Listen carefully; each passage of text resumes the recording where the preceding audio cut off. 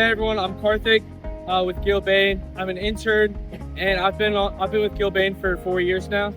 All right, so we've just finished up pouring our footings in the west building, and we've also finished up underground plumbing and utilities in the main building.